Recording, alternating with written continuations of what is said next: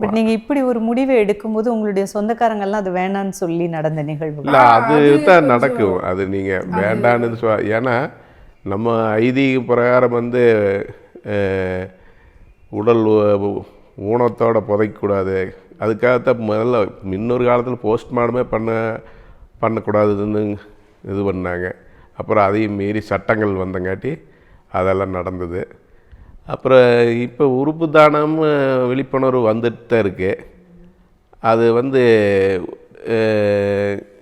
அப்படி பண்ணுனா எப்படி கர்மாதி அந்த காரியங்கள்லாம் செயலுக்கு இதாக இருக்கும் அப்படின்னு சொல்லி அப்ஜெக்ஷன் பண்ணத்தான் செய்வாங்க. ஏன்னா இன்னும் நாம் 60ல் இருந்த பெரியவங்கெல்லாம் இருக்காங்க, அவங்களுக்கு தெரிஞ்சது அதை சொல்லுவாங்க. இன்றைக்கி நவீன யுகம், இந்த யுகத்தில் நாம் வந்து இப்படி எல்லாம் பயன்படுது, நம்மளால் பல குடும்பங்கள் சந்தோஷப்படுது அப்படின்னு நாம் தான் நினைக்கிறோம்.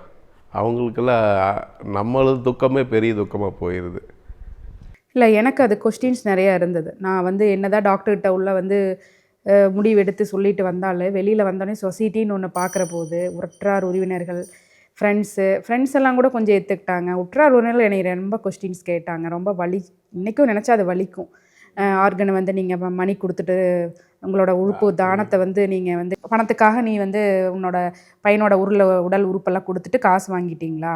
இப்படி கொடுக்குறா ஒரு தாயா, ஒரு அம்மாவா, 10 மாதம் சுமந்து பெற்றிருக்கிறாள்ல, இதெல்லாம் யோசனை பண்ணாமல் ஒரு உறுப்பை விற்கிறாளா அப்படிங்கிற மாதிரி நம்மளை வந்து எல்லாமே நிறைய வந்துச்சு. இந்த மாதிரி கொஸ்டின்ஸ் நிறைய வந்துச்சு. உறவுகளும் என்னை ரொம்ப கஷ்டப்படுத்துச்சு, காயப்படுத்துச்சு. டாக்டர் வராங்க, பேசுகிறாங்க, பண்ணுறாங்க, சைன் பண்ணுறோம், இது மட்டும்தான் தெரியுதோலையே மீது எதுவுமே எனக்கு வந்து ஒன்றுமே தெரியல. எனக்கு எல்லாமே எனக்கு கடவுள் மறைச்சிட்டாரா என்னன்னு எனக்கு தெரியல, இல்லை நிறைய நிலை நடத்துகிறாரா அப்படிங்கிறதே எனக்கு தெரியல. அந்த மாதிரி தான் இருந்துச்சு. ஆனால் எனக்கு கேட்கப்பட்ட கேள்விகள் இன்ன வரைக்கும் அது கனமாக தான் இருக்குது. அவங்களும் பெண்கள் தான், அவங்க வீட்லேயும் பெண்கள் இருக்காங்க, ஆணாகட்டும் பெண்ணாகட்டும். கேட்ட அவங்ககிட்ட வீட்லேயும் பெண் இருக்காங்க, அக்கா இருக்கா, அம்மா இருக்கா, ஒய்ஃப் இருக்காங்க, பொண்ணு இருக்காங்க. ஆனால் என்ன இந்த கேள்வி கேட்டாங்க. ஆனால் இன்றைக்கி நான் என்ன நினைக்கிறேன்னா, நம்ம கொடுத்ததுக்கப்புறம் நம்மளை பார்த்து அந்த தனியார் ஹாஸ்பிட்டலில் நிறைய ஆயிரக்கணக்கான பேர் தானம் பண்ணியிருக்காங்க.